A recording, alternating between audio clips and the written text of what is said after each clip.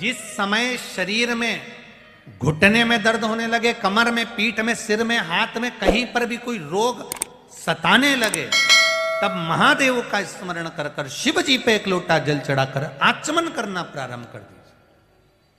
और आचमन भी करना तो केवल यह मत सोचना कि भगवान का चरणामृत है या प्रसाद है, नहीं नहीं नहीं नहीं। आचमन करते समय तुम्हारे हाथ में जब जल लेकर आओ तब बाबा से प्रार्थना कर कर लाना, ये आपके चरणों का जल है। जब आपकी जटा से जो गंगा बहती है वो जनमानस का कल्याण कर देती है, लोगों को बैकुंठ दे देती है। आपके चरणों का जल मेरा रोग समाप्त करेगा, इसलिए मैं इसका आचमन कर रही हूं। अमृत बना दो इसको, शिव से कहो इसको औषधि बना दो, ये औषधि।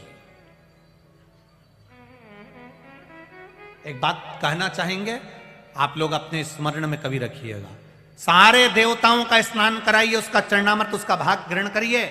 एक बार महादेव के मंदिर में जो जल चढ़ाओ, भले शिवलिंग पर कुछ नहीं हो, पर आपने जल चढ़ाया और तुरंत उसको पीकर देखना, उसमें अपने आपको ऐसा लगेगा कि उसमें बहुत सारी औषधियां मिश्रित हैं, उसमें कुछ औषधियां जुड़ गई हैं और वो अमृत बन गया। शिव पर चढ़ा हुआ जल मात्र औषधि का कार्य कर जाता है। एक बेलपत्र तो करती ही है, पर जल औषधि का कार्य।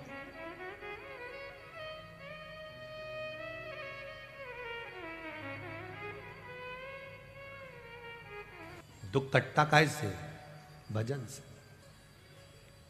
कोई कदम नहीं कि कोई तुम्हारे दुख को काट दे, तुम्हें खुद काटना पड़ेगा, तुम्हें खुद भगवान का भजन करना पड़ेगा, तुम्हें खुद शिव जी के मंदिर में जाके एक लोटा जल चढ़ाना पड़ेगा, तुम्हें स्वयं जाकर भगवान शंकर के मंदिर में एक बेलपत्र चढ़ाना पड़ेगा।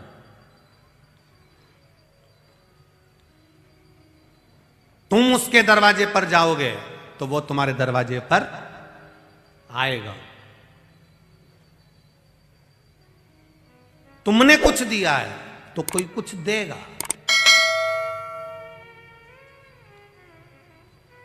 सीधी सीधी बात, एक बहन के घर में शादी, और बहन के घर में शादी और तुमने अपनी बहू को भेज दिया बहन के घर में शादी में, बहू गई। अब बहन के घर में शादी में तुम्हारी गई हुई बहू फैलारा उठाएगी क्या? काम करेगी क्या? बर्तन उठा के रखेगी क्या? नहीं, वो तो मौसी सास की आई है, तो वो तो डेंटिंग पेंटिंग करके कुर्सी पे बैठ जाए, उसे कोई मतलब नहीं कि मौसी सास की आई वो तो। और अगर बहन के घर शादी में बहन आती तो फैलारा उठाती कि नहीं उठाती, काम करती कि नहीं करती? सब काम कर लेती। तू जा, तू अपना काम कर ले, मैं उठा लूंगी, कपड़े की घड़ी मैं बना लूंगी, बर्तन मैं रख दूंगी, सामान मैं रख दूंगी। बहन के घर में बहन गई है तो फैलारा उठा लेगी, बहू आई है तो वो नहीं उठाई। उसी तरह तुम भगवान के दरवाजे पर गए हो तो भगवान तुम्हारे दरवाजे पर आकर खड़ा है। आदान प्रदान का जमाना है, आज का जमाना आदान प्रदान का है। तुम किसी के यहाँ करोगे तो कोई तुम्हारे यहाँ करेगा।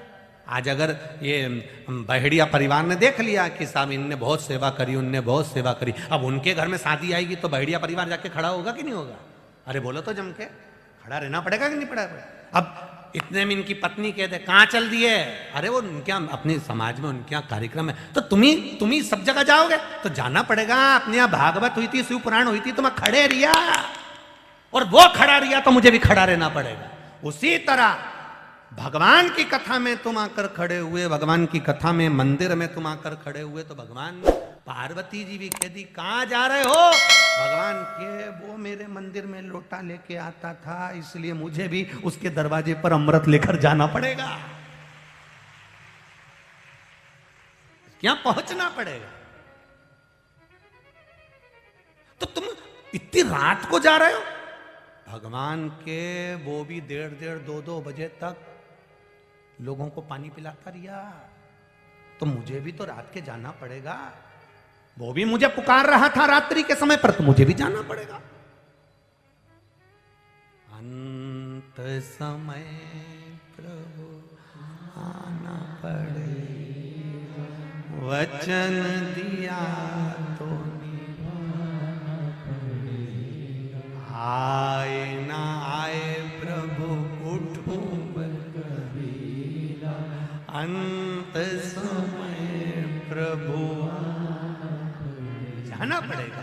बहन के घर शादी में बहन जाती है, फैलारा उठा लेती है, बहू जाएगी, कोई काम नहीं करेगी। उसी तरह जब तुम भगवान के दरवाजे गए हो तो भगवान तुम्हारे दरवाजे पर आया है, और तुमने अपनी सास को भेज दिया या तुमने अपनी बहू को भेज दिया कि मेरा मन कर रहा है, मैं नहीं जा सकती कथा में, तू चले जा, तो भगवान भी कह देगा मैं नहीं जा सकता यमराज तू चले जा। तूने अपने रिश्तेदार भेजे तो उसने भी अपने रिश्तेदार भेज दिया। अब भोलेनाथ आते तो व्हाइट कलर की टवेरा में ले जाते, और यमराज आया तो ब्लैक कलर की स्कॉर्पियो लाया। सीधी बात।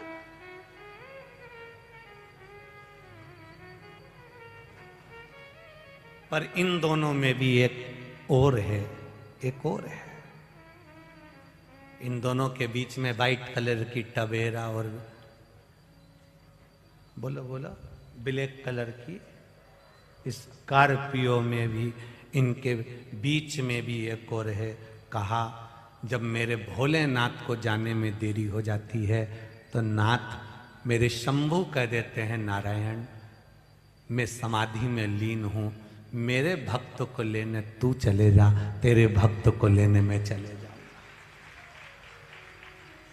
तो किसी ने, इंद्र ने पूछ लिया एक बार भगवान शंकर से, तुम हमेशा शंकर भगवान नारायण भगवान को क्यों भेजते हो, मुझे भेजा करो, मैं एरावत हाथी लेकर चले जाऊंगा, मेरे पास में तो सफारी है,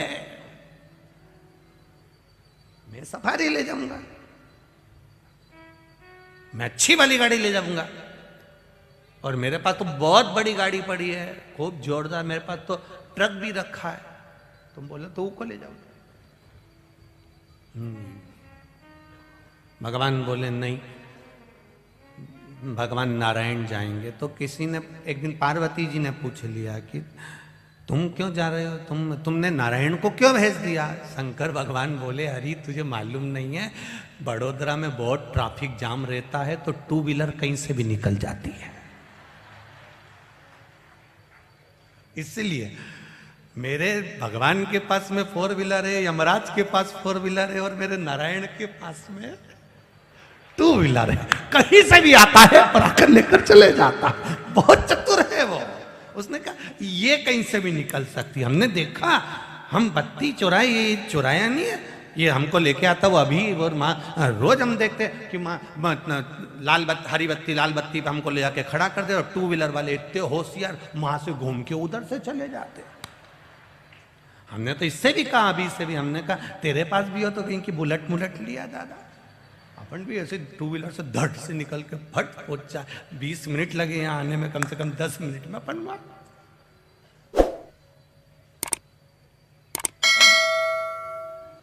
अंत समय प्रभु वचन दिया तो महाराज फिर अंत समय में वो आए, ये उसकी भक्ति है।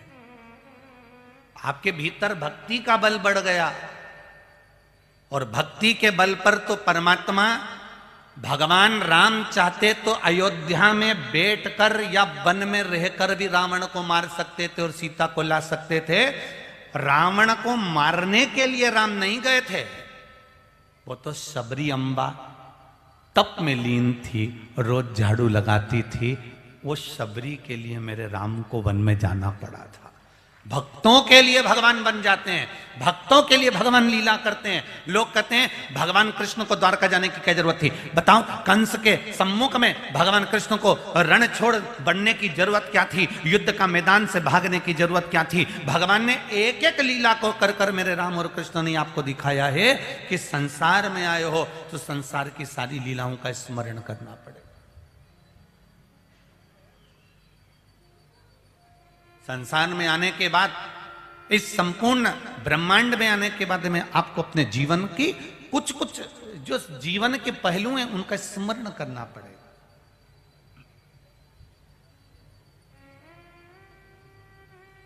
और उनको जानना पड़ेगा। सुख और आनंद, इन दोनों में बहुत अंतर है। सुख किसको कहते हैं? एसी के कमरे में सो गए, सुख भोग लिया। डनलप के गद्दे पर सो गए, सुख भोग लिया। सोना चांदी पहन लिया, सुख भोग लिया। कपड़े पहन लिए, सुख भोग लिया। इत्र लगा लिया, सुख भोग लिया। अच्छा एंजॉय कर लिया, सुख भोग लिया। स्वयं जो भोगा जाए वो सुख है, और पूरे परिवार के साथ जो भोगा जाए वो आनंद है। वो सुख नहीं कहलाता, उसको आनंद कहते। आज बहेड़िया परिवार में पहले शादियां भी बहुत हुई होंगी, घर में फंक्शन भी बहुत हुए होंगे, मकान के मुहूर्त भी बहुत हुए होंगे, पर सारे आयोजन करके देख लेना, उसमें केवल सुख मिलेगा।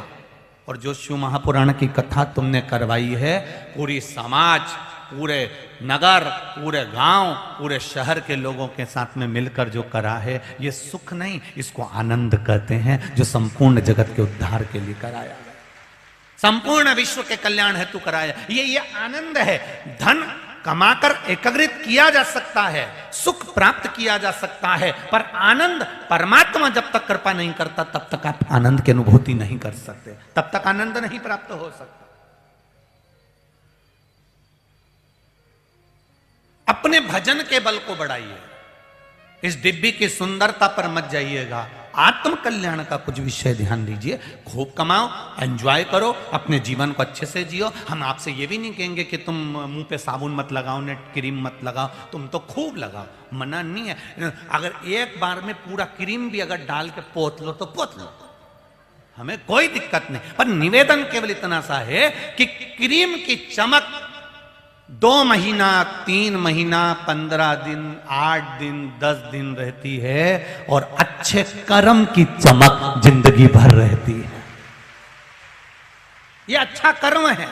क्रीम की चमक थोड़े दिन में चली जाएगी, पर कर्म की चमक कभी नहीं जाएगी। वो कर्म की चमक परमानेंट रहती है, हमेशा रहती है। आप अच्छा कर्म करो, मत बुरे कर्म कर बंदे, वरना पछताएगा।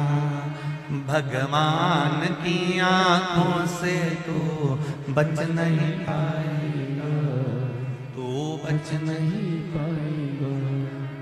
अरे ओ अज्ञानी मत करना, अच्छे कर्म की चमक रखी।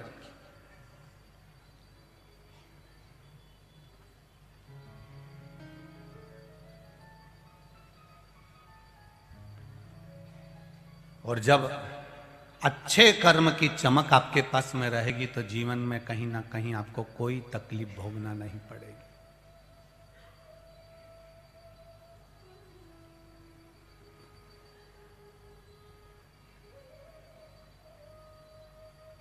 ऐसा फैशन और ऐसा व्यसन, क्या क्या चीज बोलो जरा?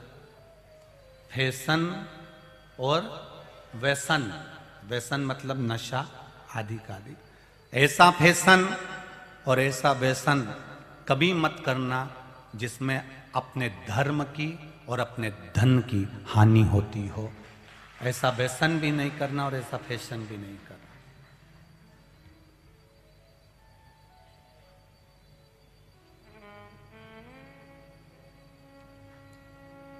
जहां अपने धर्म की और धन की हानि होती है।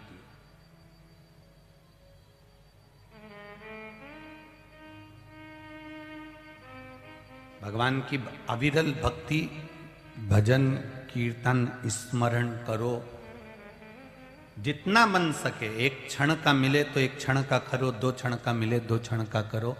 ज्यादा बहुत घंटों तक भगवान के मंदिर में भी मत बैठना, नहीं तो भगवान भी कहेंगे घर जा रहे काय को बैठा है, क्यों इतना समय बर्बाद कर रहा है। थोड़ा कर्म करो, कर्म करो, कर्म करो। हम बार बार कहते कर्म से पीछे मत हटो, खूब मेहनत करो, पर भगवान पर विश्वास रखकर मेहनत करना कि मुझे इसका फल मिलेगा, जरूर प्राप्त होगा।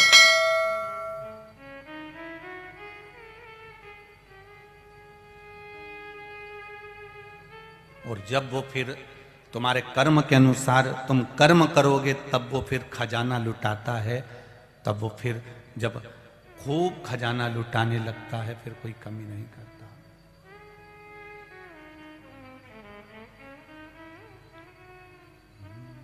वो देता है।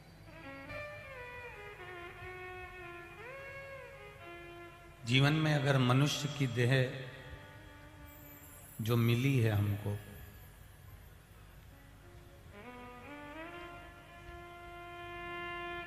उस परमात्मा से हमेशा कहते रहें कि ये हमारा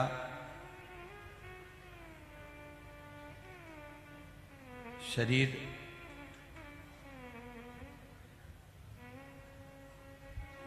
कभी भी किसी के पराधीन ना हो।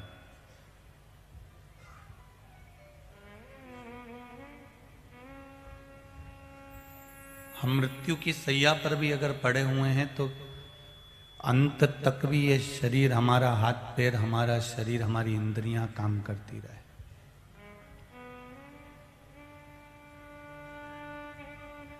किसी के अधीन पराधीन हमको ना पटकिएगा।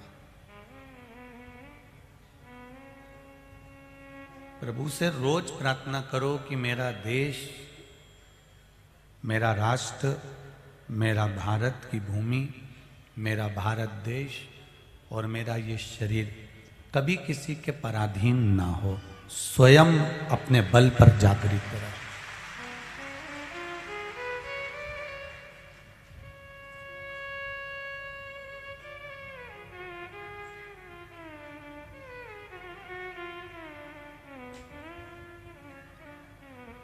शरीर भी अगर हमारा पराधीन हो जाता है, शरीर भी अगर किसी पर आश्रित हो जाता है तो वो फिर शरीर का कोई मतलब ही नहीं रहता। कोई पलंग पर पड़ा है, कोई कुर्सी पर पड़ा हुआ है, कोई वेंटिलेटर पर पड़ा हुआ है, कोई आईसीयू में पड़ा हुआ है, कोई व्हील चेयर पर चल रहा है। हम दूसरे के अधीन क्यों हो? परमात्मा से ये प्रार्थना हमारी नित्य की होना चाहिए कि हमें किसी के अधीन मत छोड़ना, तेरी कृपा बनाकर रखना कि हम इस शरीर के द्वारा तेरे मंदिर तक आते रहें, तेरी कथा तक आते रहें और तुझ पर एक लोटा जल चढ़ाते रहें। यदि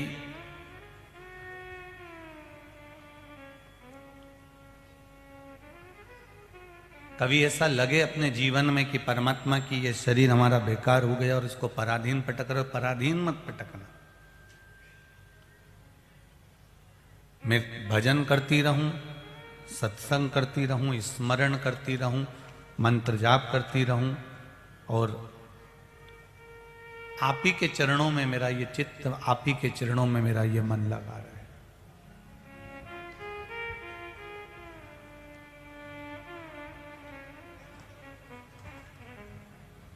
हम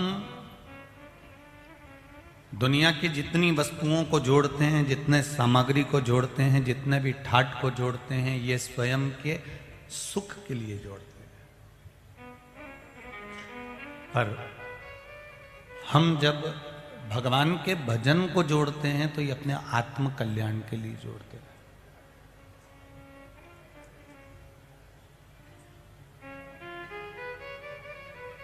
हम जब भगवान का भजन करने के लिए बैठते हैं, भगवत नाम कीर्तन करने के लिए बैठते हैं, भगवत स्मरण करने के लिए बैठते हैं, तो ये हम इस आत्म कल्याण के लिए बैठते हैं, इस मन चित्त वृत्ति के कल्याण के लिए बैठते हैं।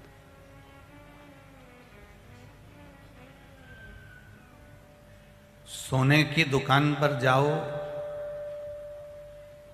सोनार की दुकान पर जाओ, जब अंगूठियां लेते हैं तो अंगूठी लेने वाला व्यक्ति जब बैठता है और फिर अंगूठी जब लेता है तो वो अंगूठी की डब्बी में जब अंगूठी पैक कर कर देता है तो वो अंगूठी की जो डब्बी है, लेने वाला ग्राहक उस डब्बी को देखता रह जाता है। अंगूठी से ज्यादा सुंदर तो उसकी डब्बी नजर आती है।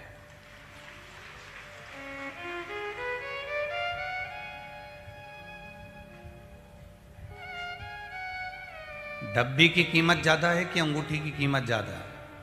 बोलो बोलो जरा, किसकी? अंगूठी की कीमत ज्यादा। डब्बी की इतनी कीमत नहीं, भले वो सुंदर जरूर है पर उसकी कोई कीमत नहीं है। कीमत है अंगूठी की। उसी तरह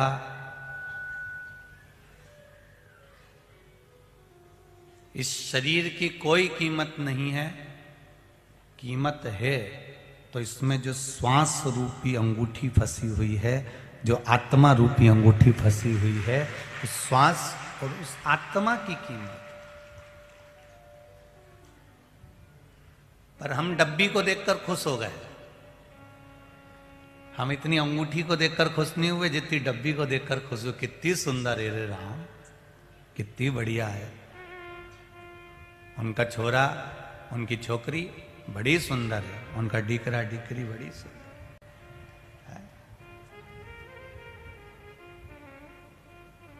अब हमने केवल डब्बी का स्वरूप देखा, हमने केवल डब्बी देखी और डब्बी का स्वरूप देखा कि ये कितनी सुंदर डब्बी लग रही है, पर हम ये नहीं देख पाए कि इसका मन सुंदर है कि नहीं, इसकी आत्मा सुंदर है कि नहीं, इसकी चित्तवृत्ति सुंदर है कि नहीं, ये हमारे परिवार को लेकर चलने वाली है कि नहीं है।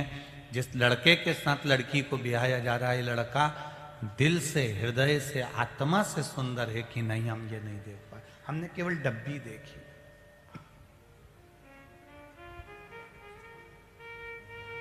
और ऐसे दुनिया के कई लोग हैं। आज के समय के नवयुवक, छोरा छोरी, नवयुवक, लड़के लड़कियां ये डब्बी के चक्कर में ही फंसे हुए हैं। ये सोने की अंगूठी को प्राप्त नहीं कर पा रहे। एक ने डब्बी देखी थी और वो डब्बी के चक्कर में दिल्ली में उसके 35 टुकड़े हो गए थे।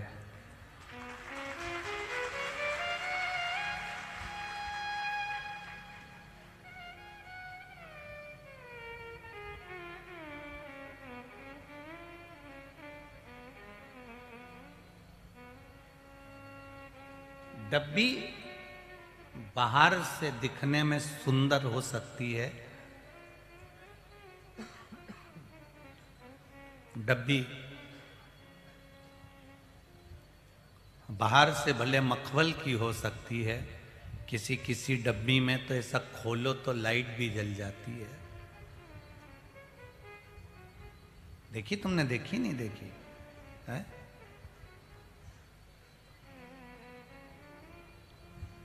जो बिना लाइट की डब्बी होती है ना, उसका थोड़ा सा शुल्क कम होता है, पर जो लाइट वाली है उसमें 1-2 रुपया ज्यादा हो गया। तो किसी किसी डब्बी में, अंगूठी की डब्बी में लाइट भी जल जाती है, तो कोई कोई डब्बी तो बड़ी सुंदर होती है और किसी किसी डब्बी में लाइट भी जलती है। मतलब वो रोज नई नई एक्शन कर कर दिखाएगा तुमको कि मेरे पास इतनी गाड़ी है, मेरे पास इतना बंगला है, मैं तुझे अच्छे से रख लूंगा, तू अपना सनातन धर्म छोड़ दे, तू अपना हिंदू धर्म छोड़ दे, मेरे पास आ जा, मैं तुझे संभाल लूंगा। उसने चमक दिखाई।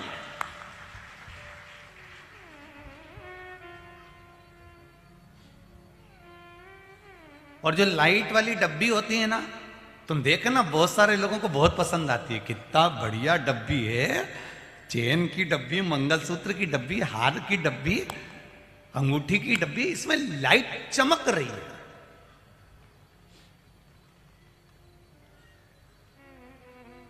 अब सुनार से पूछो, क्या तुमने ये डब्बी फ्री में दे दी? जो तुमने अंगूठी ली है ना, उसी में इसका खर्चा जुड़ा है।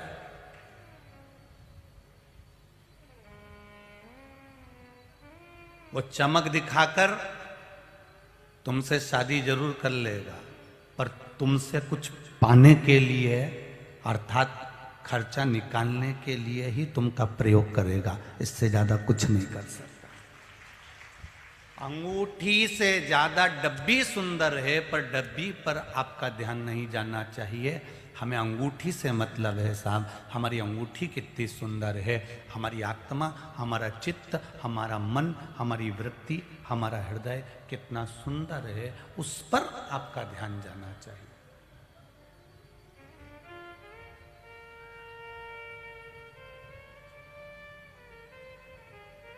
और यदि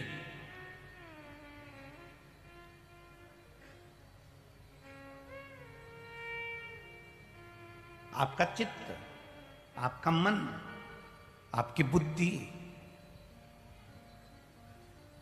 आप परमात्मा में लगाए हुए हो, भगवत भजन में लगाए हुए हो, भगवत स्मरण में लगाए हुए हो, तो ये मानकर चलिए कि आपकी चमक के आगे डिब्बी की कोई चमक नहीं हो सकती। आपकी आत्मा की चमक और चित्त की चमक प्रबल रहेगी।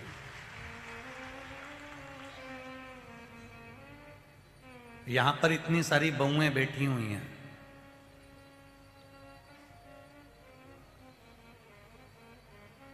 और यहां पे ये 2 3 4 डोकरियां बैठी हुई हैं, बूढ़ी बूढ़ी। इनकी बहुओं को भी खड़ा कर दो इनके पास में, पर इनकी चमक के आगे बहू की चमक जीरो है।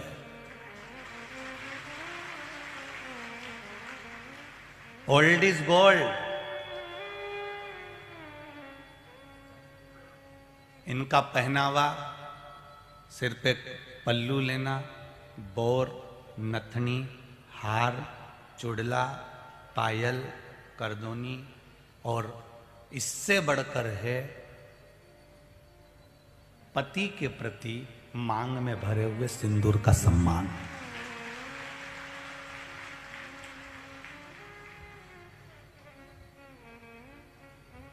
सारी दुनिया की कंपटीशन हो सकती है, पर मांग के सिंदूर की कोई कंपटीशन नहीं होती है।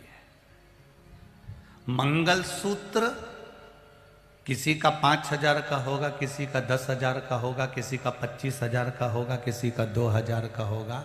हाथ का चूड़ा किसी का 1,00,000 का, किसी का 5,000 का, किसी का 200 का, किसी का 500 का होगा। बिंदी भी किसी की 2 रुपए की, किसी की 10 रुपए की, किसी की 50 रुपए की होगी। कान के भी जितने 16 श्रृंगार हैं, सब 16 श्रृंगार रुपए के मोल पर तोला जा सकता है, पर मांग का जो सिंदूर है वो एक जैसा होता है, उसकी एक जैसी बराबरी। उस मांग के सिंदूर को आज तक किसी ने तोला नहीं है कि ये इसका सिंदूर ज्यादा महंगा है और इसका सिंदूर ज्यादा कम है। मंगलसूत्र तोला जा सकता है, चूड़ा तोला जा सकता है, नथनी तोली जा सकती है, बोर तोला जा सकता है, कुंडल तोले जा सकते हैं, लहंगा चोली तोला जा सकता है, पाटली, कमरदना और पायल बिछोड़ी तक तोली जा सकती है, पर मंगलसूत्र कोई नहीं तोला, अर्थात मांग का सिंदूर नहीं तोला जा सकता कि इसकी कीमत ज्यादा है और इसकी कीमत कम है। वो एक मांग में जो सिंदूर पड़ा हुआ है वो बराबर कीमत का होता है। जिसकी मांग में रहता है वो अखंड सौभाग्यवती रहती है, उसकी कीमत बराबर।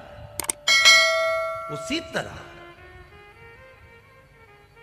सबके शरीर की अलग अलग कीमत हो सकती है। साहब ये उनके घर की बहू है, इतने करोड़पति हैं, ये डब्बी की कीमत हो सकती है, इसके स्वरूप की कीमत हो सकती है, इसकी लाइट की कीमत हो सकती है, पर परमात्मा ने जब बनाया था, परमात्मा ने जब भेजा था, सोना एक ही बिस्कुट का था, सोना एक ही खान का था, सोना एक ही खदान का था। किसी ने हार बना दिया, किसी ने चूड़ा बना दिया, किसी ने चेन बना दी, किसी ने अंगूठी बना दी, किसी ने मंगलसूत्र बना दिया। आज भी पूरे दुनिया में सोने की कीमत एक जैसी रहेगी, क्योंकि बनाने वाले ने मनुष्य एक जैसा बनाया है, केवल कीमत हमने डब्बी की बढ़ाई है। परमात्मा ने आत्मा देकर भेज दिया, परमात्मा ने ये शरीर देकर भेज दिया, परमात्मा ने मन देकर भेज दिया। और जो लोग डिब्बी के चक्कर में फंसे उनकी जिंदगी नाश हो गई। तुम खुद श्रीमद् भागवत उठा के देख लो कि भागवत जी में भी कहा गया कि देवता और दानव दोनों ने मिलकर मंथन किया कि नहीं किया? अरे बोल, जम के बोलो जरा, किया ना? मंथन किया दोनों ने मिलकर, और मंथन करने के बाद में जब अमृत निकला, सोने की अंगूठी निकली, अब वो अंगूठी लेकर गए। अब उन्होंने सोचा यहां राक्षस खींच रहे हैं, यहाँ देवता खींच रहे हैं, तो भगवान ने एक काम करा। सुनार की दुकान में भगवान ने सोचा कि डब्बी तैयार करके भेज देता हूँ, लोग डब्बी में उलझ जाएंगे। और भगवान ने मोहिनी स्वरूप धारण करा और सब डब्बी में फंस गए। फंसे कि नहीं फंसे? अब अमृत पर किसी का ध्यान नहीं गया, सोने की अंगूठी पर किसी का ध्यान नहीं गया, वो डब्बी पर ध्यान गया। मोहिनी को देखकर मोहित हो गए, वो डब्बी को देख के चमक देखकर मोहित हो गए। अब इनका का क्या जोरदार है साहब, कितनी बढ़िया। वो क्या हम अपना बनाएंगे, वो क्या हम अपना बनाएंगे। भगवान ने मन में सोचा बस सोने की अंगूठी अब रखी की रखी रह गई, और डब्बी वाली ने अपना काम कर दिया। मोहिनी स्वरूप धारण कर कर ऐसा उलझाया मेरे भोलेनाथ ने, ऐसा उलझाया मेरे नारायण ने कि वो डब्बी की चमक में सब रह गए। और आखिरी में फिर हुआ क्या, देवताओं को सोने की अंगूठी मिल गई, और जिनको डब्बी पसंद आई थी उनको डब्बी मिल गई। जिनने मोहिनी स्वरूप को देखा, अपना बनाना चाहा था, उनको भगवान ने फिर वही समुद्र के ऊपर का जो फेन था वो पिला दिया, और अमृत देवताओं को पिला दिया।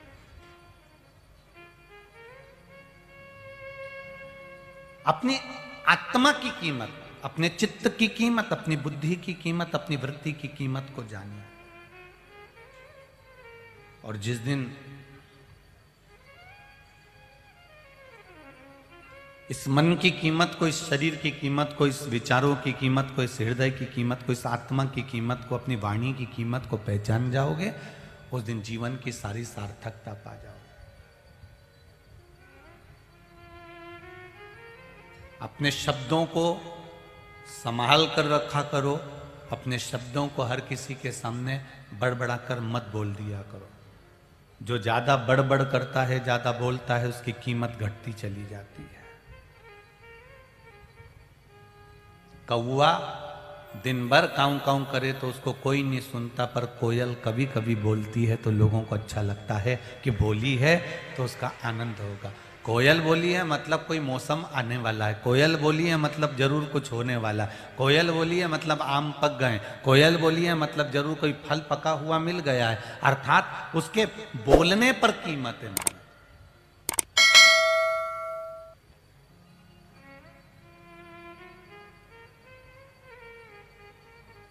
बन सके शरीर के द्वारा, बन सके आत्मा के द्वारा, बन सके चित्त के द्वारा, तो कुछ इस आत्मा के द्वारा, इस चित्त के द्वारा बन सके तो अच्छा करने का प्रयास करिए। सांस निकली, उसके बाद इस शरीर की कोई कीमत नहीं है, चाहे इसको पेयर्स से धो लो, चाहे फेरन लवली लगा लो। तो तुमने आज तक सुना कि कोई मर गया और उसको ब्यूटी पार्लर ले गए? नहीं, रोज जाती थी, आज भी मेरी बहू को पार्लर जरूर ले जाओ, ले जाओ। रोज जाती थी, आज भी ले जाओ। और रोते रोते सास कहते मेरी बहू को बिना पार्लर के मत ले जाओ, और इसको पार्लर लेके जाओ, और पार्लर वाली से कहो साहब इसको धागे से, और फिर इसको बढ़िया अच्छा पेंटिंग पेंटिंग करके, नहीं जो बॉडी है इसको अच्छा कर दे। तो पार्लर वाली भी कहेगी अब भी आई, और अंदर जाएगी और एक माला लाके उसके गले में पिना के कहेगी अंतिम यात्रा ले जाओ। अब ये डब्बी अंगूठी निकलने के बाद किसी काम की नहीं बची। अंगूठी थी तब तक डब्बी की कीमत थी, और अंगूठी गई तो डब्बी की कीमत भी गई। कोई नहीं आकर, कोई नहीं, और ले गए लोग। आखिरी में ले जाके जला दिया। जलाने के बाद उसका जो ढक्कन मक्कन सोप जितना मखवल मखवल सब गया। फिर तीसरे दिन देखने के लिए गए कि सोने की अंगूठी अभी भी है कि नहीं है। कौन से दिन गए? तीसरे के दिन, उठाने वाले दिन। फिर पहुंच गए शमशान में डब्बी को देखने, तो डब्बी तो जल चुकी थी, उसमें कुछ नहीं मिला। स्प्रिंग मिला, उसमें जो स्प्रिंग फंसे थे डब्बी के अंदर वो नहीं जले, हड्डी के टुकड़े नहीं जले, वो मिल गया।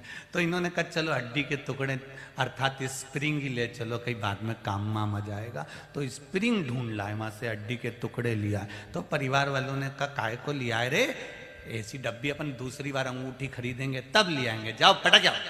तो इन्होंने स्प्रिंग ले जाके भी उसको नदी में फेंक दिया, गंगा जी के घाट में डाल दिया।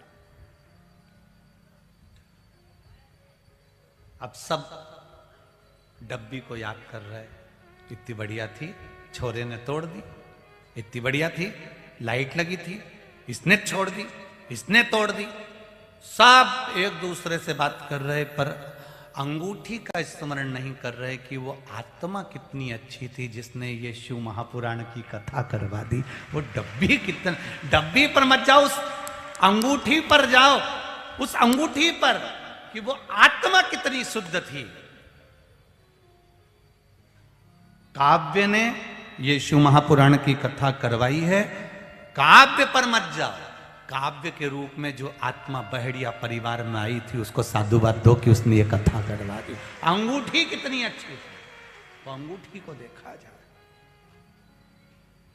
वो अंगूठी का सुख देखा जाए।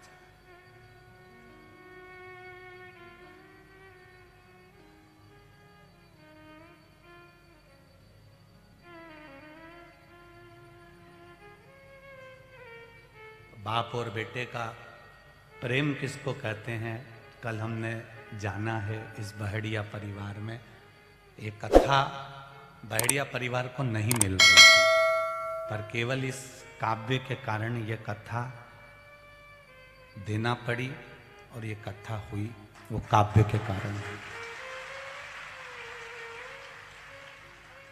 इस काव्य के ताऊ, चाचा, पापा, ताई, चाची, माँ, बुआ, इनका जो परिवार है, दादा दादी, ये सब वास्तव में एक आनंद है। कल जब परिवार के लोगों ने कहा गुरुजी काव्य के पापा को आप मीठा दे दीजिए ना, ये इन्होंने काव्य की सेवा करते करते, काव्य को निहारते निहारते उसकी दवाई गोली, उसका सब व्यवस्था करने में मिठाई खाना छोड़ दी थी कि मेरा बेटा ठीक हो जाएगा तब पाऊंगा।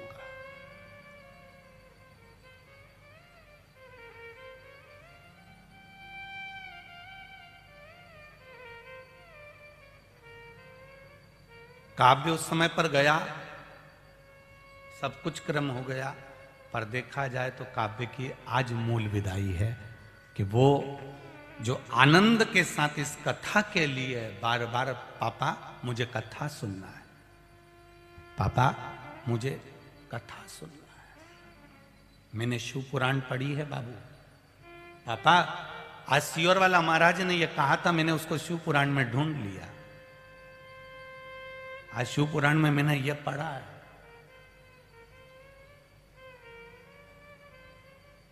जिस समय उस बालक के प्राण छूट रहे थे उसके चेहरे पर प्रसन्नता थी। लोग मरते समय रोते हैं, सामने यम के दूत नजर आते हैं, उसके सामने यमदूत नहीं थे, मेरा देव अधिदेव महादेव खड़ा हुआ था।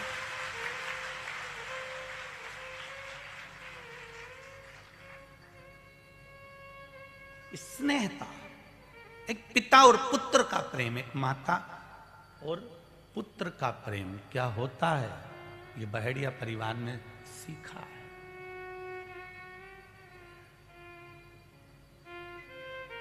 भक्ति का बल बढ़ाना सा, धन की कोई कीमत नहीं है।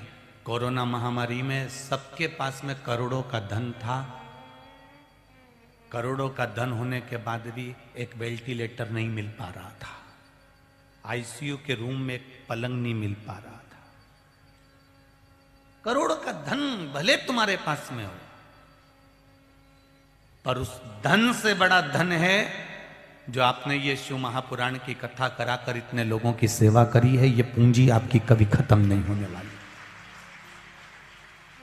वो बेटा अभी हमको लेकर आता है, वो हमेशा एक ही बात कहता, गुरुजी हमको ऐसा वर देकर जाना हमारे चाचाओं को, बहड़िया परिवार को, पूरे सभी को, कि आप बड़ोदरा बार बार आते रहें, आप पहुंचते रहें। करेंगे। श्री शिवाय नमस्तुभ्यं, श्री शिवाय नमस्तुभ्यं, श्री शिवाय नमस्तुभ्यं, श्री शिवाय नमस्तुभ्यं, श्री शिवाय नमस्तुभ्यं। भोला सब दुख काटो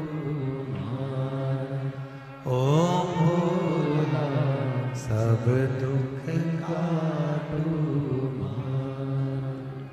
शिव शंकर जपूं तेरी माला, भोले बाबा जपूं तेरी माला, भोला सब दुख काटो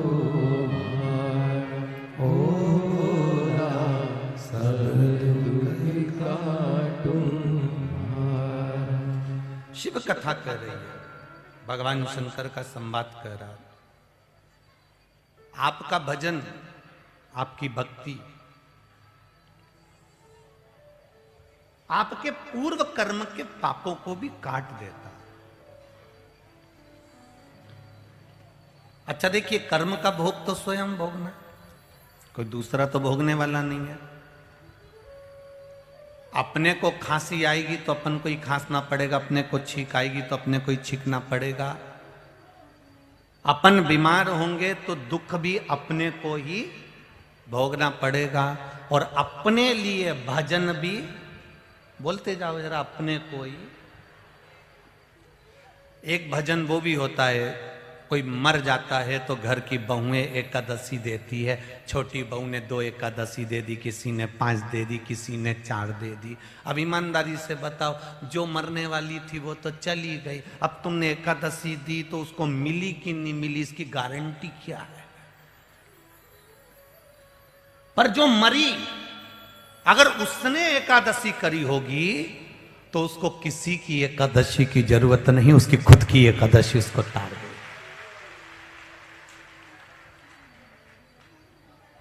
आपको छींक आ रही है तो आपको ही छींकना पड़ेगा, खांसना है स्वयं को।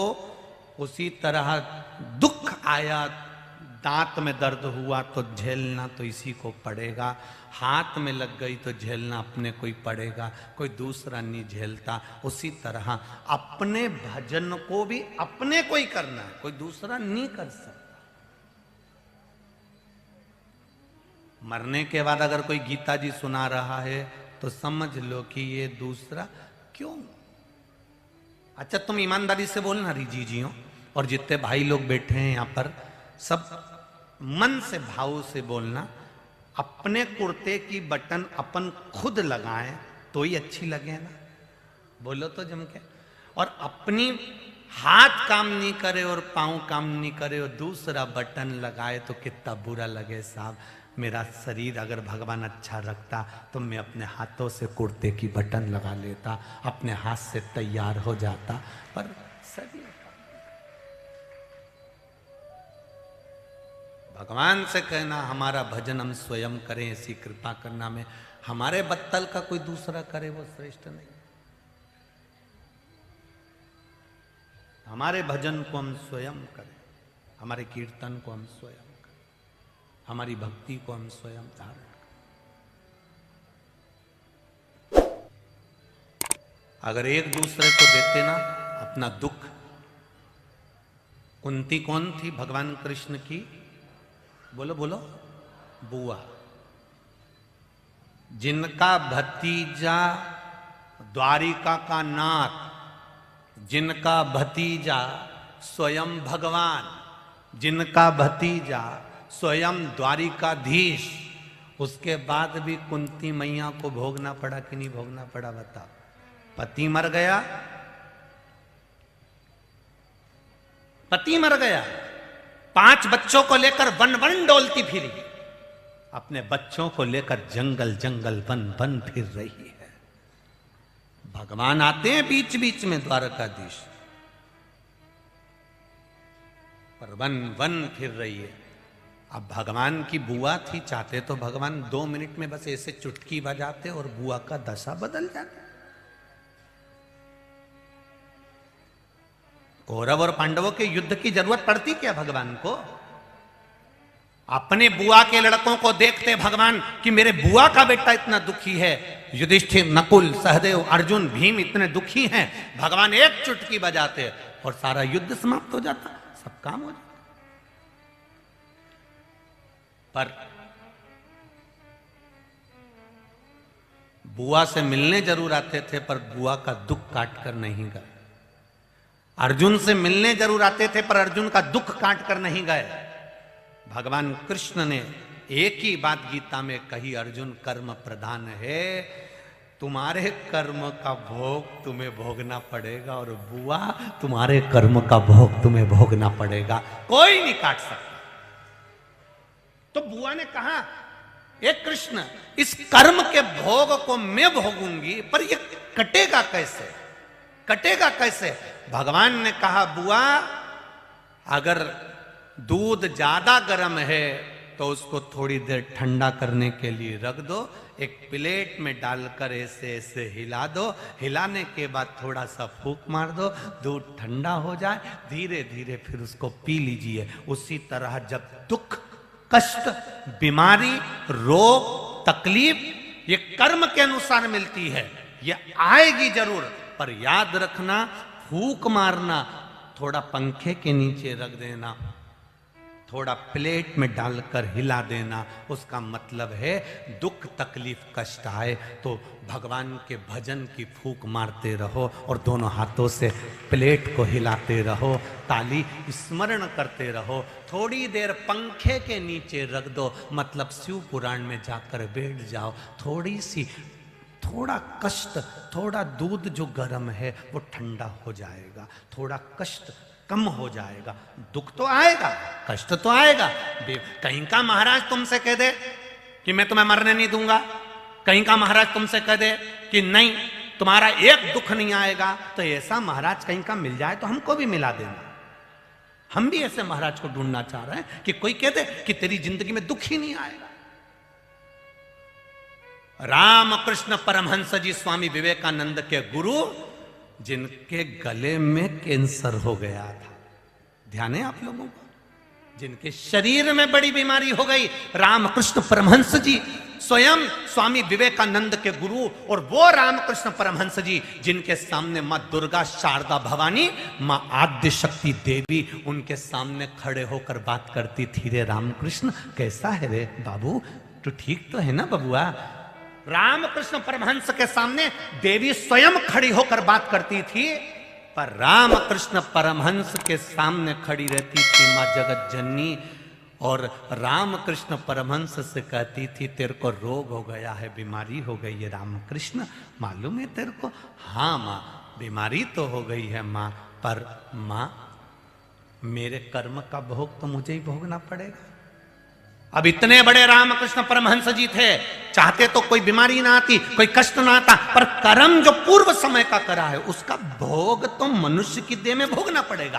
कहीं का महाराज भी तुमसे आकर कह दे, कितना बड़ा भी कोई ना कोई आकर तुमसे कह दे कि मैं तुम्हारी कोई बीमारी नहीं आन दूंगा, कोई रोग नहीं आन दूंगा, कोई कष्ट नहीं आन दूंगा, कोई दुख नहीं आन दूंगा, तो ये तो फालतू की बात है। फिर तो इसको लोग कह देना कि ये अंधविश्वास है, इसको अंधविश्वास कह सकते हैं। हमारे जिंदगी में मनुष्य की जो देह मिली है वो 2 कारणों से मिली है, एक पूर्व में जो कर्म करा है उसका भोग भोगने के लिए, और दूसरा है भगवान का भजन करने के लिए। जितना हम भगवान का भजन करते जाते हैं, कथा सुनते जाते हैं, सत्संग करते जाते हैं, शिव जी पे 1 लोटा जल चढ़ाते जाते हैं, उससे होता क्या है? क्या होगा उससे? केवल उससे इतना होगा कि तुम्हें दुख सहन करने की शक्ति मिलेगी, और जब दुख सहन करने की शक्ति मिल जाएगी तो जो दुख आया है वो हल्का लगेगा, एकदम फीका, और तुम आगे बढ़ते चले जाओगे, उन्नति की ओर अग्रणी होते चले जाओगे, तुम आगे बढ़ते चले जाओगे। वो दुख तुम्हें छोटा सा लगने लगेगा, तुम और आगे बढ़ोगे, वो दुख और कम हो जाएगा और आगे बढ़ोगे। रामकृष्ण परमहंस जी के सामने माता जगत जननी दुर्गा आकर खड़ी होती थी तो भी रामकृष्ण परमहंस जी ने कभी अंधविश्वास या ढोंग और प्रपंच की ओर नहीं बढ़े। रामकृष्ण परमहंस कहते रहे कि कर्म का भोग भोगना पड़ेगा, कर्म का भोग भोगना पड़ेगा। भगवान कृष्ण की बुआ थी माता कुंती, भगवान चाहते तो चुटकी बजा के सारा दुख मिटा देते, पर भगवान ने कुंती मां से कहा मां कर्म का भोग भोगना पड़ेगा। अर्जुन, नकुल, सहदेव, युधिष्ठिर, भीम चाहते तो कृष्ण हमारा भाई है, बुआ का हमारे यहाँ का रिश्ते जारी जुड़ी हुई है, कृष्ण हमको बचा लेगा, पर भगवान ने युद्ध लड़वाया कुरुक्षेत्र की भूमि पर। भगवान चाहते तो पांडवों के सोते हुए 5 पुत्रों को बचा लेते, पर नहीं, कर्म का भोग भोगना पड़ेगा। पूर्व में जो कर कर आए हो उसको भोगना यहीं पर है। पूछ लिया अर्जुन ने, ये मेरे 5 पुत्र मर गए, इनने कौन सा कर्म करा था? भगवान कृष्ण कहते हैं अर्जुन, पूर्व की बात मत निकाल, पूर्व की बात सुनेगा तो तू भी रो पड़ेगा कि तूने पूर्व में क्या करा था। और सुन अर्जुन, अगर देखना है तो मैं भी तुझे नमूना दिखाता हूं। पूरे कौरव मर गए, पूरे कौरव मर गए, और कौरव मरे और गांधारी आई, और गांधारी ने आकर आंख से आंसू बहाकर कहा कृष्ण मेरा पूरा परिवार मिट गया। कृष्ण, कम से कम मैंने जिंदगी में अपने बेटों को एक बार भी नहीं देखा क्योंकि पट्टी बंधी रहती थी। आज मेरे 100 पुत्रों को मरा हुआ देखना चाहती हूँ, कृष्ण मुझे ले चल। भगवान कृष्ण ने अर्जुन को साथ बिठाया उस रथ पर और गांधारी का हाथ पकड़ा और युद्ध मैदान में ले जाकर खड़ा कर दिया कुरुक्षेत्र की भूमि पर। और माता कुंती से माता गांधारी से कहा, गांधारी माँ पट्टी खोलो।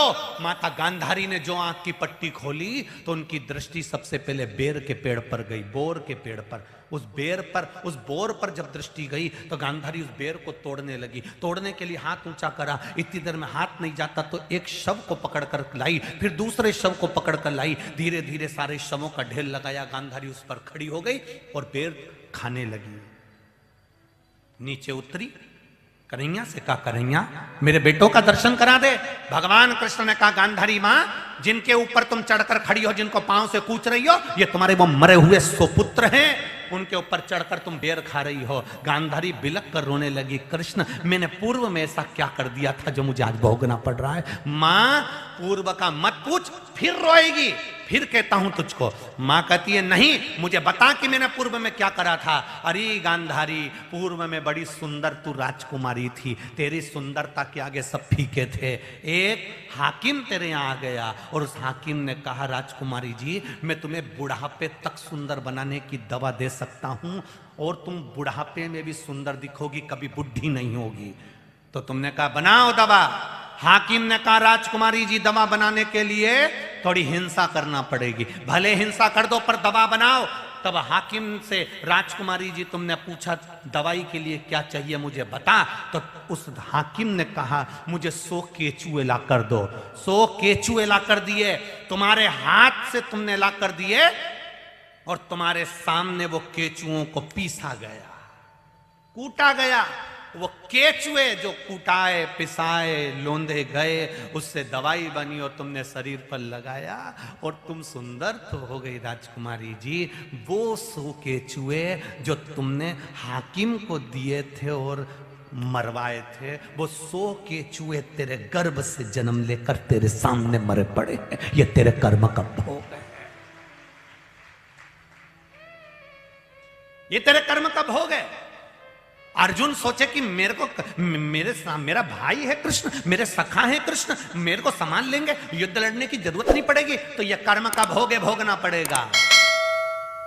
भीम को भोगना पड़ेगा, युधिष्ठिर को भोगना पड़ेगा, नकुल सहदेव को भोगना पड़ेगा। भीष्म पितामह बाणों की सैया पर पड़े हैं। एक मात्र सांप सामने आ गया था और उसको उठवाकर बाण की नोक से एक कांटों की बमूल की झाड़ियों में पटक दिया था और सांप तिल तिल कर मरता रहा था। तो भीष्म पितामह को मरना पड़ा। कहीं का तुमसे कह दे कि मैं तुम्हारे को दुख नहीं आने दूंगा, न तकलीफ नहीं आने दूंगा, न बीमारी नहीं आने दूंगा, तो समझ लेना पक्का झुठेला है। ऐसा कहीं का महाराज नहीं होता जो कह दे कि कर्म का भोग नहीं भोगना पड़ेगा।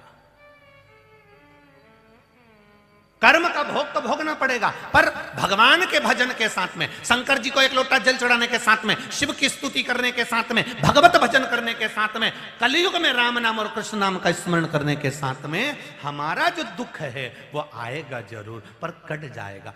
कुंती से पूछा गया, कुंती माँ तू मुझे बार बार क्यों याद करती है भगवान कृष्ण को?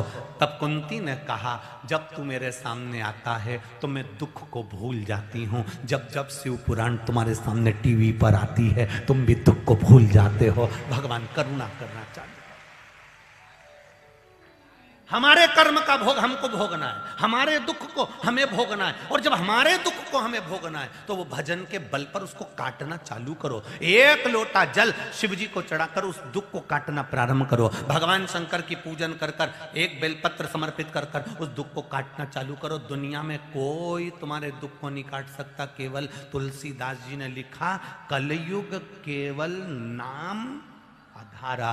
संसार का दुख कटता है तो भगवान के नाम से कटता है। तुम भगवान का नाम लो, एक लोटा जल चढ़ाओ, शंकर जी का भजन करो, किसी आलतू फालतू के चक्कर में मत पड़ो, नहीं तो जिंदगी नाश हो जाएगी। पर भगवत भजन में जो चित्त लगाया तो जीवन सार्थक हो जाएगा। कहीं नहीं जाना, हमें राम नाम, कृष्ण नाम, शिव नाम में जुड़ा।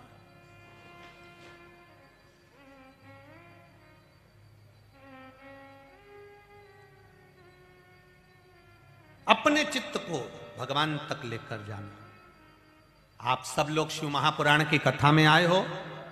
कथा तो आज विराम हो जाएगी, 12 तारीख को बैतूल में चालू हो जाएगी 1 बजे से 4 बजे तक। पर जितने भी यहां कथा सुनने के लिए आए हो, आपने अपना चित्त, अपना मन, अपना समय, अपना हृदय भगवान में लगाया है। अब तुमने अपना समय, दुख, ऐसा कौन व्यक्ति है जिसको दुख नहीं है? जितने बैठे पूछो इनसे, सबको दुख सबको है। बड़े से बड़े महाराज से लेकर संत महात्मा, जोगी, सन्यासी, तपस्वी, साधक, उपासक, उन तक को दुख है। तकलीफ किसको नहीं है?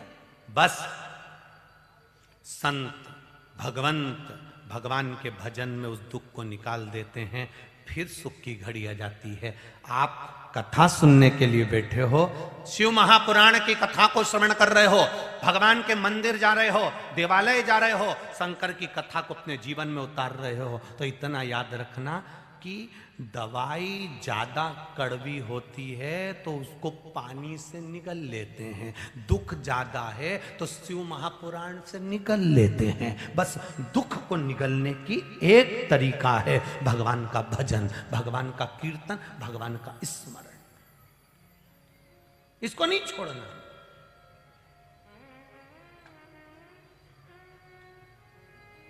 मान लो नौकरी नहीं लग रही, सर्विस नहीं लग रही, आपकी तकलीफ भोग रहे, नहीं लग रही, इंटरव्यू पे इंटरव्यू दिया, कर्म करने में पीछे मत हटो, फिर तैयारी करो, और अब की बार तैयारी करो तो फिर शिव महापुराण का स्मरण कर कर, भगवान शंकर को 1 लोटा जल चढ़ाकर, 1 बेलपत्री चढ़ाकर, अब क्या होगा? पानी साथ में मिल गया दवाई निगलने के लिए, शिव साथ में मिल गया दुख को काटने के लिए। जब जब कृष्ण सामने आते थे कुंती का दुख आधा हो जाता था, जब जब कृष्ण सामने आते थे सम्मुख में दुख आधा हो जाता था। क्यों? रथ की डोर संभाली मेरे कृष्ण, क्यों संभाली? इन पांडवों के लिए रथ की डोर संभाली। कौन कहता है कि भगवान कृष्ण ने अर्जुन, नकुल, सहदेव, भीम, युधिष्ठिर के लिए, पांडवों के लिए रथ की डोर संभाली थी? कौन कह सकता है? अगर गीता का स्मरण करा है, भगवान कृष्ण ने पांडवों के लिए रथ नहीं चलाया, भगवान कृष्ण ने पांडवों की रक्षा के लिए रथ नहीं चलाया। भगवान कृष्ण ने अगर रथ चलाया है तो सामने जो युद्ध के मैदान में जो सैनिक सामने आकर जब खड़े होंगे, युद्ध के कौरव इधर, पांडव इधर होंगे, दोनों सेनाएं जब भिड़ रही होगी, मैं रथ लेकर आगे खड़ा होऊंगा और सारे सैनिक आपस में, इन परिवार की लड़ाई में ये बेचारे सैनिक मर रहे होंगे, इन मरते हुए सैनिक को मोक्ष देना है मुझे। जब ये सैनिक मेरा दर्शन कर करके मरेंगे तो इनको मुक्ति मिल जाएगी, इसलिए रथ चलाया उसने। पांडवों के लिए रथ चलाने की जरूरत नहीं थी, उन्होंने रथ संसार के कल्याण के लिए चलाया कि सामने जितने खड़े हैं इनका उद्धार मेरा केवल दर्शन कर कर हो जाए, केवल दर्शन। इनने क्या बिगाड़ा विचारों ने? ये परिवार की लड़ाई हो रही है, प्रॉपर्टी की लड़ाई हो रही है, ये जमीन की लड़ाई हो रही है, राजघराने की लड़ाई हो रही है, इसमें इनने क्या बिगाड़ा विचार? इनको तो कुछ मिलने वाला ही नहीं है, पर आपस में राजा के लिए तो लड़ना पड़ेगा। कुर्सी किसी को मिलती है, सत्ता किसी को मिलती है, और मोहल्ले के लोग आपस में लड़ लेते हैं।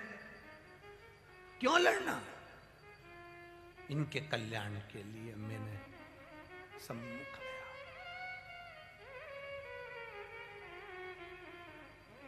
लड़ रहे हैं आपस में। एक पति पत्नी झगड़ा कर रहे थे रास्ते में। पति बोला डॉक्टर बनाऊंगा, पत्नी बोली इंजीनियर बनाऊंगी। मेरे बेटे को मैं डॉक्टर बनाऊंगा, वो कि मेरे बेटे को मैं इंजीनियर बनाऊंगा। संत वहीं से निकल कर जा रहे थे, उनने पूछ लिया क्यों झगड़ रहे हो? पिताजी कह रहे हैं मैं बेटे को डॉक्टर बनाऊंगा, मां कह रही है मैं बेटे को इंजीनियर बनाऊंगी। संत ने कहा तुम दोनों आपस में मत सोचो, बेटे को बुला लो, उससे पूछ लो वो क्या बनना चाहता है। पति पत्नी दोनों ने कहा अभी तो वो हुआ ही नहीं है, तीसरा महीना चल रहा है। संत ने भी हाथ जोड़कर कहा बेटा अंदर ही रहना, निकल नहीं मत। अभी तो तू आया ही नहीं और माँ बाप लड़ने बैठ गए, तो तेरे आने के बाद कितना झगड़ा होगा, जरा विचार कर ले। संसार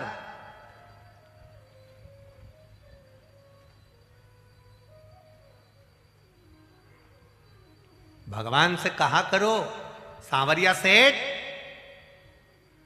मेरे जन्म से पहले तूने 9 महीने पहले सूचना दे दी थी कि 9 महीने पहले मालूम पड़ गया था कि आने वाला है। कितने महीने पहले? 9 महीने पहले मालूम पड़ जाता है कि आने वाला है। जैसे तूने 9 महीने पहले बता दिया था, आने की सूचना दे दी थी, हे सांवरिया सेठ जाने की सूचना भी 9 मिनट पहले दे देना तो मैं राम बोल लूंगा। पर वो इतना चतुर है, आने की सूचना 9 महीने पहले देता है, पर जाने की सूचना 1 क्षण पहले नहीं देता। कब निपट गया मालूम नहीं। क्यों? भगवान जानते हैं कि मरते समय अगर इसने मेरा नाम ले लिया तो इसको कैलाश लाना पड़ेगा। नारायण बोल लिया ले जाना पड़ेगा बैकुंठ, कृष्ण बोल लिया गौलोक धाम ले जाना पड़ेगा। अगर ये भगवान का भजन मरते समय कर लिया तो इंद्र को नीचे आना पड़ेगा और इंद्र का सिंहासन इसको देना पड़ेगा। इसलिए जन्म लेने 9 महीने पहले मालूम पड़ जाता है कि होगा, तुम्हारे आने की सूचना हो जाती है, पर मरने की सूचना तो 1 मिनट पहले भी नहीं मालूम पड़ती कि कब मरेगा। कई तो डॉक्टर भी कह देते अब इनकी अंतिम सांसें चल रही है, घर ले जाओ। जो घर ले गए मालूम पड़े 2-3 साल निकल गए। 4 बार तो गीता जी सुना दी, 2 बार गंगा जल पिला दिया, गोबर लीप के जमीन पे सुला दिया, डोकरी फिर जिंदा, फिर नहीं मरी। फिर डोकरी ने कहा चाय बना ला अदरक डाल के, थोड़ा पुदीना डाल देना चाय, फिर जिंदा।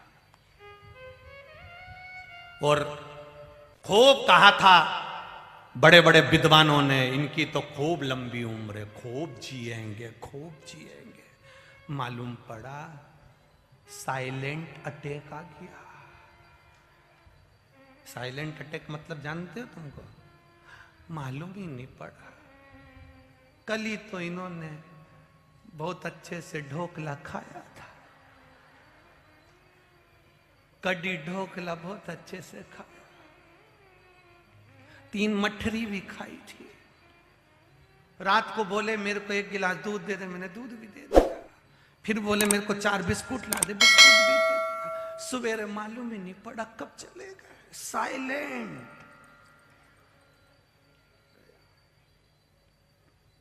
अब जितने भी मिलने आए उन सब ने पूछा कैसे गया, तुमने बार बार कहा ढोकला खाए थे कड़ी के साथ, 4 मठरी भी खाई थी, चाय भी पी, दूध भी पिया, सुबह मालूम नहीं पड़ा। फिर कोई पूछने आ गया, फिर बता दिया, पूरे अखबार में निकल गया, सबको मालूम है कि ऐसा मरा। उसके बाद भी लोग मरने वाले के यहाँ जाके पूछते जरूर है क्या हो गया था। अब जब बार बार कोई पूछे तो एक सीडी तैयार कर लो या पेन ड्राइव तैयार कर लो, जैसे कोई पूछे उसमें फंसा दिया, खटका दबा दिया, सुन ले ऐसे मरा था। अब क्या पूछना कैसे मरा। अगर किसी के यहां गए हो तो थोड़ी देर बैठकर राम नाम, कृष्ण नाम, शिव नाम गाइए, वो जीवात्मा को भी मुक्ति मिलेगी और आपकी जिह्वा भी पवित्र हो जाएगी। पर नहीं, सब बैठे, और वो आज के जमाने में होता उठाओ ना तीसरा, इधर होता है होता उठाओ ना तीसरा, उसमें फोटो लगा देते हैं इतना बड़ा, और महिलाएं इधर पुरुष इधर, बाकी के सब आके बैठते जाते हैं। इधर बैठी हुई माताएं और पुरुष आपस में ही बात करते रहते हैं। कमलाबाई तो आई नहीं, इनकी अम्मा मरी थी जब तो अपन गए थे। नाथूराम भी नहीं दिख रिया। अब तुम ये मरे हुए की सभा करने बैठे हो कि इनको देखने बैठे हो कि कौन आया कौन गया? राम ने किया, कृष्ण ने किया, शिव ने किया, भजन ने किया, क्या मतलब की जिंदगी जी?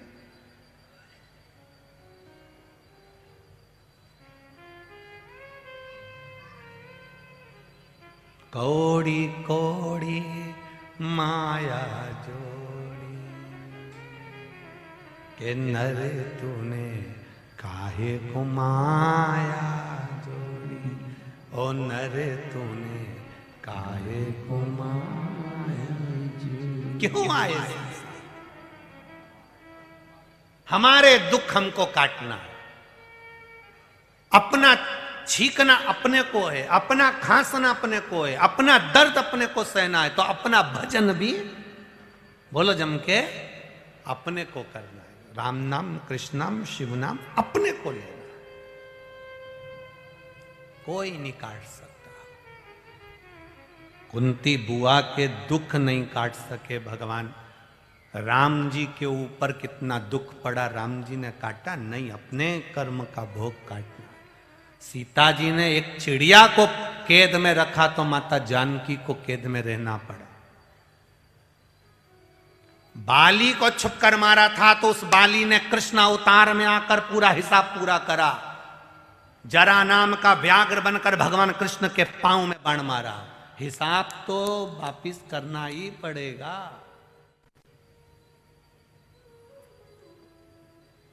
गेंद फेंकी है तो वो लौट कर तो आए, जो करा है वो भरना तो पड़ेगा। इसलिए सावधान इंडिया, सावधान। सीहोर वाला महाराज थोड़ा गड़बड़ गड़बड़ बोलता है, लोग कहते हैं कि बहुत आड़ा टेढ़ा बोलता है, पर निवेदन केवल इतना है कि थोड़ा सा हम भ्रमित ना हो, हमारी जिंदगी को हम पहचाने, कुछ अच्छा करने का प्रयास करें, कुछ भजन करने का, कुछ स्मरण करने का।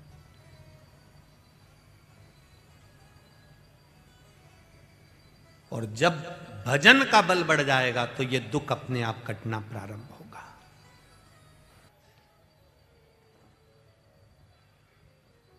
जीव के कर्मों की गति को काटने के लिए देवाधिदेव महादेव इस मृत्यु लोक में विराजित है। ब्रह्मा जी ब्रह्मलोक में, भगवान विष्णु बैकुंठ लोक में। मृत्यु लोक का अगर कोई अधिपत्य स्थापित करे हैं तो वो देव अधिदेव महादेव है। पहले कथाओं में कहा, फिर कह रहे हैं, एक बहू पूना में रहती है, एक तुम्हारे पास में रहती है। दुख आएगा सबसे पहले पूना वाली आएगी कि पास वाली आएगी? पास वाली। ब्रह्मा ब्रह्मलोक में, भगवान विष्णु बैकुंठ लोक में और शंकर जी मृत्यु लोक में पृथ्वी के देवता हैं, भूमि के देवता हैं। इस मृत्यु लोक के देवता हैं देवाधिदेव महादेव। जो तुम्हें तकलीफ आई, अगर तुमने उस महादेव को पुकार लिया, वो दौड़कर तुम्हारे पास में पहुंच जाए। सारी समस्या का हल एक लोटा जल की महत्व। एक पत्र बहुत सारे हैं, अब आज हम पढ़ना नहीं चाह रहे थे, फिर भी पढ़ लें थोड़ा सा। पढ़ना इसलिए नहीं चाह रहे थे क्योंकि इतने सारे हम किसका छोड़े, बहुत सारे हैं आज के पत्र भी। एक पत्र देखिए। मैं पूनम निवासी मांजलपुर बड़ौदा गुजरात की रहने वाली हूं। कहीं बैठी हो पूनम जी तो हाथ हिला दीजिएगा। मैं पूनम निवासी मांजलपुर बड़ौदा गुजरात की रहने वाली हूँ। गुरुजी क्या बखान करूँ मैं। मेरे भोले बाबा का आप कहते हो कि वो 3 महीने में देता है, पर उसने मुझे 1.5 महीने में ही दे दिया। ऐसा मेरा महादेव है। गुरुजी, मेरा और मेरे पति का झगड़ा हो गया। इस दौरान में मेरे अपने मायके चली गई। मायके में गई, 6 महीने हो गए, वहां रह रही थी। तलाक की बात पहुंच गई, तलाक की फाइल बन गई, पेशियां चालू हो गई अदालत में। परेशान रहने लगी। एक दिन आपकी शिव महापुराण की कथा मोबाइल पर सुन ली थोड़ी सी, और उसमें 1 लोटा जल का वर्णन आपने करा। तो मैंने भी सोचा 1 लोटा जल मैं भी चढ़ा देती हूँ, और बोलती, बाबा को जल चढ़ाती और बाबा को कहती, बाबा सियोर वाला महाराज ने बोला है 1 लोटा जल चढ़ाने। पर मेरा मन है बाबा, शिव महापुराण की कथा सुनने का सियोर वाले महाराज कहते हैं, पर मेरा मन है शिव पुराण की कथा मैं टीवी पर भी सुनूं तो मेरे पति जिनके साथ मेरी शादी हुई है, तलाक लेकर नहीं, उनके साथ बैठकर उन्हीं के घर में बैठकर सुनूं। बाबा 1.5 महीना नहीं हुआ जल चढ़ाते चढ़ाते, और पूरा केस समाप्त हो गया, और मेरे बाबा ने मेरे ही ससुराल में मुझे शिव महापुराण की कथा सुनवा दी। शिव तत्व है, ओ घड़ी शंकर है, वो दयालु है।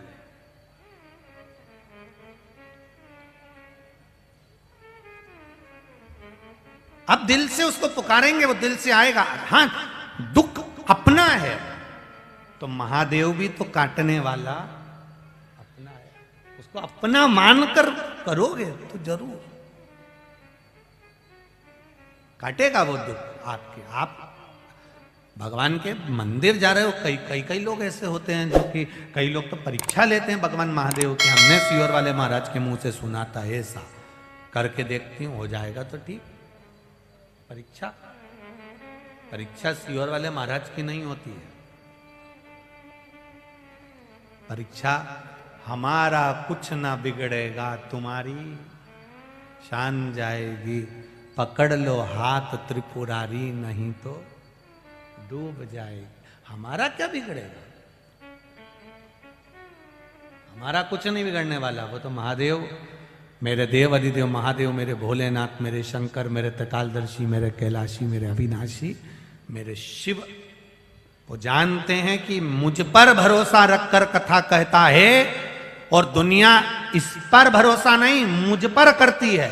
इसलिए महादेव आप दिल से कहते हो तो वो दिल से सुनता भी है। एक पत्र और देखिए,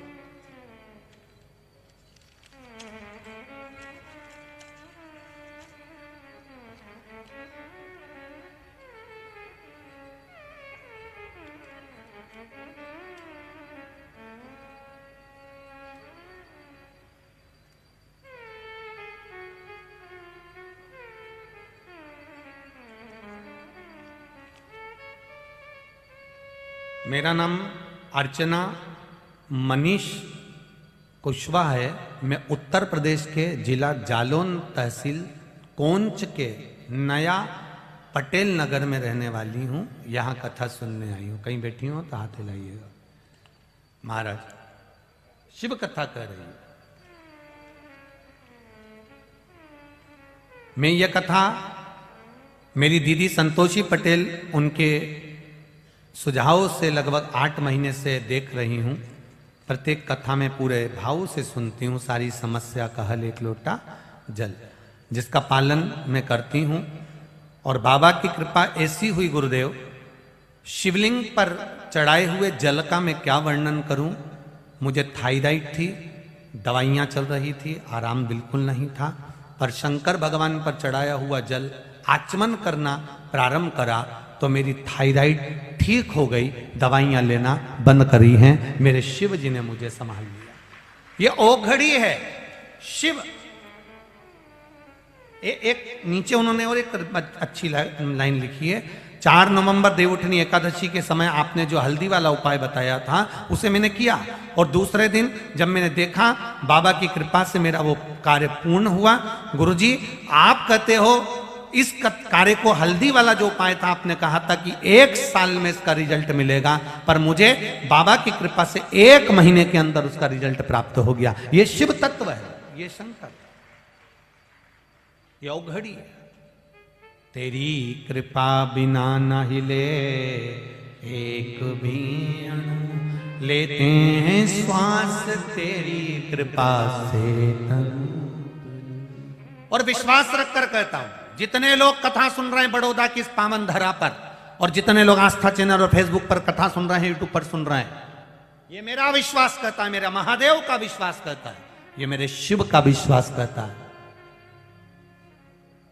यहां कथा आज विराम हो जाएगी दिसंबर में, 23 जनवरी 2023 कथा चालू हो जाएगी पावागढ़ के पास में।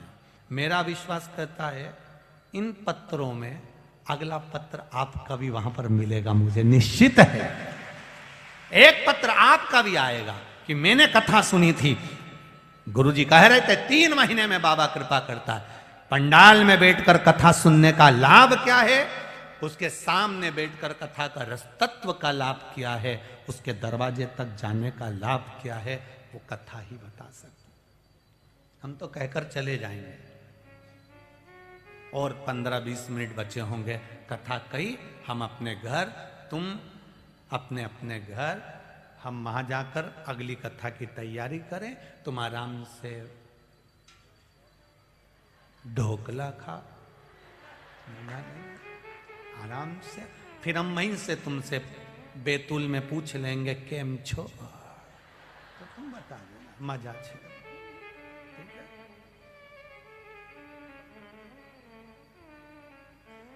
हमारे बहेड़िया परिवार के भाई लोग कह रहे थे गुरुजी एक भजन गुजराती गाओ ना।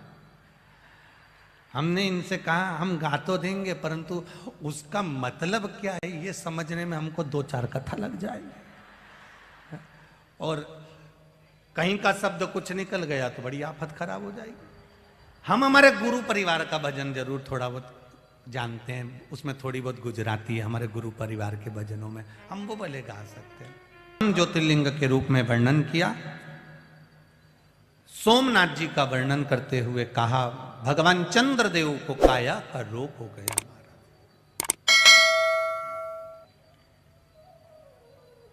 अब वो काया, रोग तो रोग है, कर्म का भोग है।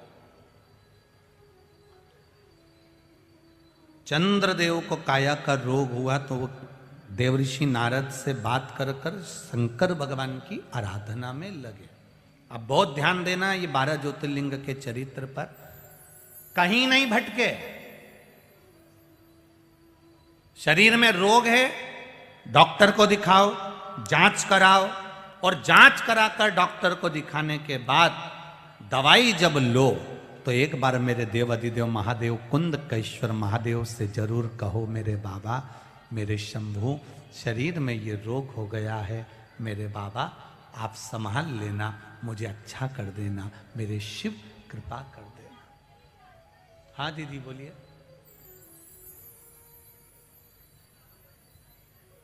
क्या बोल रहे हो? प्रसाद लाए हो?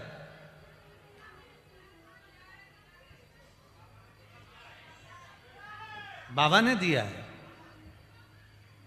देव देव देव वहीं दे दीजिए किसी को, वो यहां तक पहुंचा रहा दर्शन कर, शिव कृपा से प्राप्त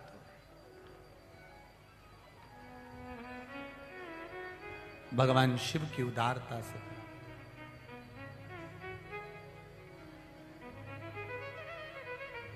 आप अपने हाथ में रख लो, हम यहां से कैमरे वाले से बोल देते हैं दर्शन करा देगा। आप रख लो, उनको दे दो, दीदी को उनको ही दे दो, वो हाथ में रख लेंगी, कैमरे वाले दर्शन करा दें हमको। थोड़ा क्लोज करके, हाँ खड़ी रहो, हाथ में लेके हम यहां से दर्शन कर लेंगे।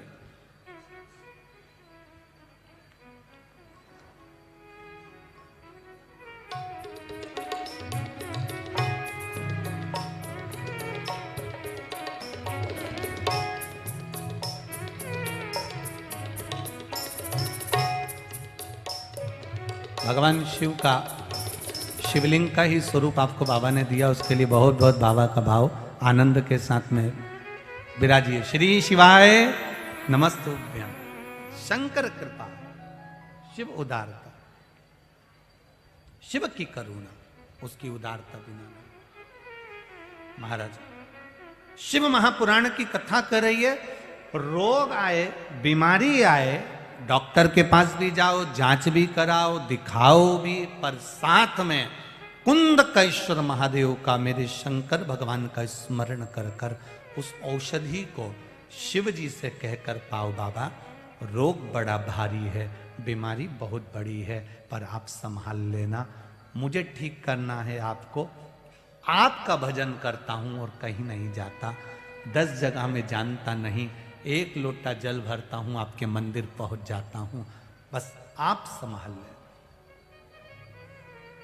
भजन में लग जाओ। चंद्रदेव शिव जी के शिवलिंग का निर्माण करते हैं, शिवलिंग निर्माण कर कर उसका पूजन करते हैं। चंद्रदेव की काया के रोग को मेरे महादेव ने मिटा दिया, रोग ठीक हो गया, चर्म रोग श्रेष्ठ हो गया, रोग नहीं रहा। शिव है तो फिर क्या गम है, महादेव है ना तो क्या गम। अगला वर्णन आया है श्री मल्ल का, अर्जुन का। भगवान कार्तिकेय बाबा रुष्ट होकर चले जाते हैं, भगवान उनको मनाते हैं, जाते हैं उनको मनाने के लिए, पर वो मानते नहीं हैं, मल्लिकार्जुन के रूप में विराजमान हुए। अगला वर्णन आया महाकाल का, दूषण नाम के राक्षस के संहार के लिए भगवान विराजित हुए, 84 रूप में देखे। 4 अप्रैल 2023 में उज्जैन महाकाल की नगरी में माँ क्षिप्रा के तट पर शिव महापुराण की कथा है। आप भी 84 महादेव करो और उज्जैन की पावन शिव महापुराण कथा। राजा विक्रमादित्य महाकाल राजा शिव महापुराण की कथा कर आनंद पाइए, सार्थक बनाओ अपने जीवन को।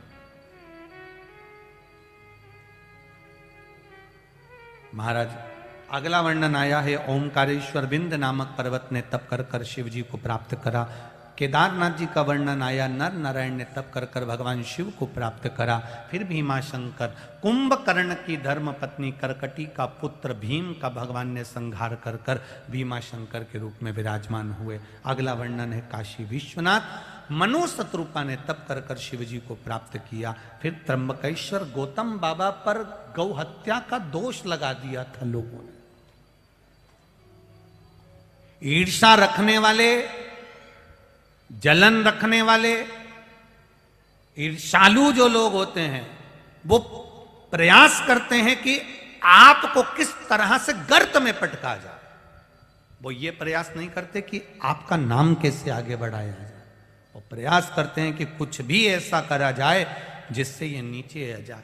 गौतम बाबा पर गौ हत्या का दोष लगा दिया था, गणेश जी को गाय बनाकर उनके आश्रम में पहुंचा दिया था कि तुम्हें गणेश जी कह रहे हैं क्यों ऐसा कर रहे हो, अरे तुम ऋषि हो, तुम तपस्वी हो, तुम मुनि हो, तुम साधक, तुम संत हो, तुम ऐसा कर रहे हो, नहीं तुम्हें जाना पड़ेगा। गणेश जी गाय बनकर प्राण त्यागते हैं उनके आश्रम। माहिल्या ने गौतम ऋषि के लिए ब्रह्मा विष्णु महेश को प्रकट कर कर एक कुंड का निर्माण कर कर उससे भगवान को प्राप्त किया। अगला वर्णन आता है सुंदर वैद्यनाथ जी का। भगवान रावण शिव जी को लेकर लंका के लिए जा रहा है, पर मेरे महादेव ये भूमि को नहीं छोड़ना चाहते, ये भूमि नहीं छोड़ना चाहते।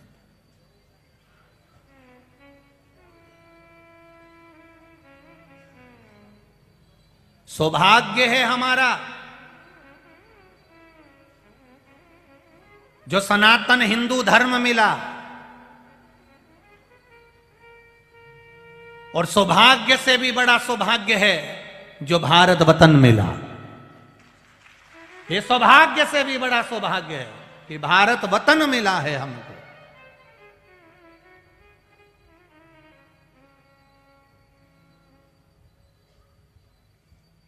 ये भगवत भजन के लिए मिला है, स्मरण के लिए मिला है।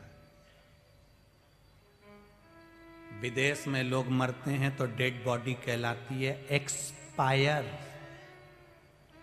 और भारत में कहीं का बेवड़ा भी मर जाता है तो स्वर्गवासी। कितना अंतर है। टिंबर पी के पड़ा रहता था, मर गया तो स्वर्गवासी क्यों लिखा? क्योंकि भारत की भूमि पर मरा है। ये भूमि पर जो मरता है वो कितना भी पापी हो तो भी स्वर्ग चले जाता है। ये भारत की धरा है, भारत की भूमि है। भगवान वैद्यनाथ जी के रूप में विराजमान हुए। अगला वर्णन नागेश्वर का आया, दारुक नाम के राक्षस का शिव जी ने संहार किया। फिर वर्णन आया रामेश्वरम का। भगवान राम जी ने लंका पर चढ़ाई करने से पहले शिव जी की आज्ञा ली है, शिवलिंग का निर्माण करा।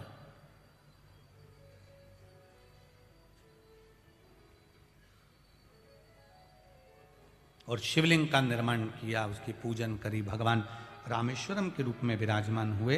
अगला वर्णन आया है कृष्णेश्वर। सुधर्म नाम के ब्राह्मण की 2 धर्म पत्नियां सुदेहा घूष्मा। घूष्मा के बेटे को सुदेहा ने जो मार दिया था, तालाब में पटक दिया था, शिवलिंग का विसर्जन करने गई थी तो बेटा जीवित मिला था। भगवान कृष्णेश्वर के रूप में विराजमान हुए थे। ऐसा 12 ज्योतिर्लिंग का स्मरण तुमरुका जी ने चंचुला देवी को कराया है। चंचुला देवी का पति बिंदुक प्रेत योनि से छूटकर शिव जी के धाम को जाता है। तब चंचुला कहती है, मैं विधवा, मैं बेधव्य, क्या मेरा खंड सौभाग्य नहीं होगा? पार्वती मैया ने चंचुला देवी को वर दिया, तूने शिव महापुराण की कथा सुनी है, अगर तू बेधव्य ही है तो तू अखंड सौभाग्य को धारण करेगी और फिर वापिस कभी बेधव्य नहीं होगी। सौभाग्यवती नारियां अखंड सौभाग्य धारण करती हैं। कुंवारी कन्या शिव महापुराण की कथा को सुनकर उत्तम वर प्राप्त करती है। और जो पुरुष जो भाव से, जो बच्चे जिस भाव से शिव महापुराण की कथा को सुनते हैं, भगवान उसकी मन की कामना देवाधिदेव महादेव पूर्ण करते हैं। शिव जी ने अपनी जटा से बेलपत्र उतारकर शिव पोथी को समर्पित करी। भगवान तुमरुका जी ने कहा, देवाधिदेव महादेव कृपा करिए, शिव महापुराण पर चढ़ी हुई 6 दिन की बेलपत्र औषधि का कार्य करे और आखिरी दिन की बेलपत्र कुबेर भंडार का कार्य करे। इसलिए विराम की जो बेलपत्र होती है वो कुबेर भंडार का कार्य करती है। 6 दिन जो बेलपत्र यहाँ से मिलती है वो चबा चबा कर खाने के लिए थायराइड, कैंसर, किडनी, लीवर और घुटने, पैर, कमर, इसके आदि का आदि कष्ट को मिटाने के लिए दी जाती है। शिव तत्व को जानने की ये शिव महापुराण की कथा